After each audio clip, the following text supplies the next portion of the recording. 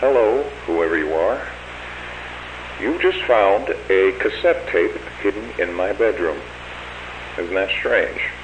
A man like William Afton, someone so simple and plain, hiding a cassette tape. Why would he be hiding anything? I'm sure that if you're from around here, you've heard of the somewhat recent happenings with Freddy Fazbear's Pizza. 3 cases of 1 and 1 case of 2. All of them adding up to the 5 missing children of Freddy's. That was me. I'll elaborate on that later. And, I wouldn't call myself plain either. I mean, people may think I'm plain when they first meet me, just a father taking care of himself and his kids who tragically lost his youngest in '83 and supposedly just got over it, right? Wrong.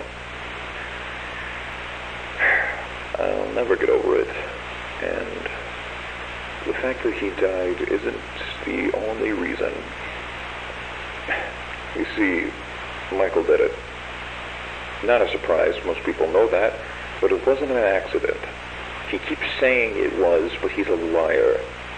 He hates me. And he hated Joseph. See, Mike wasn't settled with being the failure, and how I loved Joseph just so much more. So he tormented him, eventually killing him. And, that's why I didn't love him in the first place. He was always a terrible kid, not worth my time. But now I hate him more than I ever have. He's done so much to hurt my soul in one day alone. My God, Joseph. Ever since he killed him, I've wanted to put my hands around his neck and just squeeze the life out of his lungs. But of course, if I ever did that, I'd get caught. I couldn't work because I was thinking too much about Mike. I couldn't concentrate on anything. The papers started piling up, and it kept fogging up my mind, and I needed a release. Then I had an idea. Maybe it didn't necessarily have to be Michael. It could be any other brand as long as I like them. Now, where do all of those children go? Freddy Fazbear's Pizza. And hey, if they're like Michael, they deserve it. I went up there about 4 times, picked the worst kids of the bunch, took them back, and I gave it to them.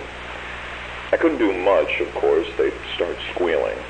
So I made it quick enough to be efficient, but long enough to make it last.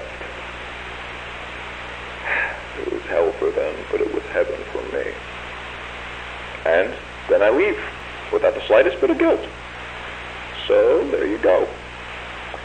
And now that you've heard this, you should know that I check this spot every day to see if this tape is moved.